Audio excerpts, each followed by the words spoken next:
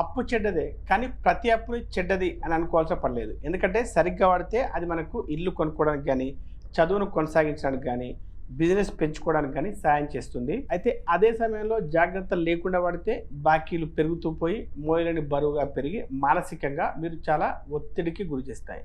అప్పు విషయంలో తెలివిగా ఉండడం అంటే అప్పు ఎప్పుడు తీసుకోవాలి, ఎంతవరకు తీసుకోవాలి, దాని సమయానికి ఎలా తిరిగి చెల్లించాలి అన్నది తెలుసుకోవడమే. మంచి అప్పు అంటే ఇల్లు, చదువు, బిజినెస్ ఇలాంటి ఆస్తుల్ని సృష్టిస్తుంది. చెడ్డ అప్పులు అంటే అవసరం లేని ఖర్చులకు అంటే షాపింగ్స్, పార్టీలు, గ్యాడ్జెట్స్ కోసం ఉపయోగించేవి. మంచి అప్పు యొక్క వడ్డీ రేటు తక్కువగా ఉంటుంది. చెడ్డ అప్పు వడ్డీ రేట్లు ఎక్కువగా ఉంటాయి. మంచి అప్పు ఆదాయాన్ని లేదా ఆస్తిని పెరిగేలా చేస్తాయి. చెడు అప్పులైతే సంపదను తగ్గించి మీ ఒత్తిడిని పెంచుతాయి. ఉదాహరణకు హైదరాబాద్లో ఉండే రవి అనే ఒక ఇంజనీరింగ్ స్టూడెంట్ అతను చదువుకోవడానికి 5 లక్షల ఎడ్యుకేషన్ లోన్ తీసుకున్నాడు. 4 ఏళ్ల తర్వాత ఉద్యోగం వచ్చిన తర్వాత నెలకి 30,000 రూపాయలు సంపాదిస్తున్నాడు. ఈ లోను అతని ఆదాయం పెరగడానికి సహాయపడింది. దీన్ని మనం మంచి అప్పు అని చెప్పుకోవచ్చు. అదేవిధంగా ఢిల్లీలో ఉండే అర్జున్ అనే ఒక వ్యక్తి క్రెడిట్ కార్డుతో 1.5 లక్షల రూపాయల విలువైన ఫోను, ఏసీ, ఫ్యాషన్ వస్తువులు కొనుగోలు చేశాడు.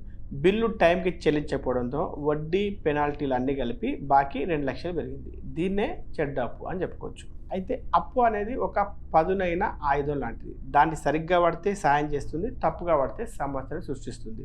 కాబట్టి అప్పుల విషయంలో కొన్ని జాగ్రత్తలు పాటించాలి. అవేంటంటే తిరిగి చెల్లించగలిగినంత మాత్రమే అప్పు తీసుకోండి. అంటే మొత్తం ఈఎంఐలు మీ నెల జీతంలో 30 నుండి 40% మించకూడదు.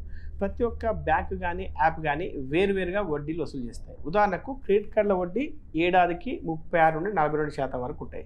అదే సమయంలో హోమ్ లోన్ వడ్డీ కేవలం 8 నుండి 9% వరకు మాత్రమే ఉంటుంది. కాబట్టి అప్పు తీసుకునే ముందు వడ్డీ రేట్లు ఒకదాంతో ఇంకొక దాన్ని పోల్చి చూడండి. అలాగే విహారయాత్రలు, లగ్జరీ వస్తువుల కోసం అప్పు తీసుకోవద్దు.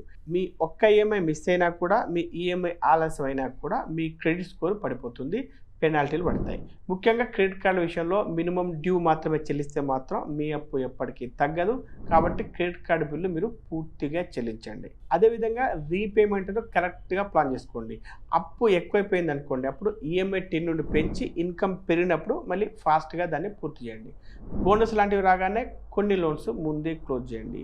అలాగే తక్కువ వడ్డీ ఉన్న బ్యాంకుకు అప్పును ట్రాన్స్ఫర్ చేసుకోండి.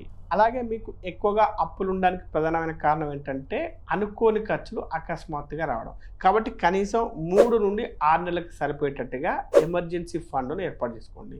చివరిగా అప్పును ఎప్పుడు కూడా వీలైనంత వరకు సంపదను పెంచడానికి మాత్రమే ఉపయోగించండి.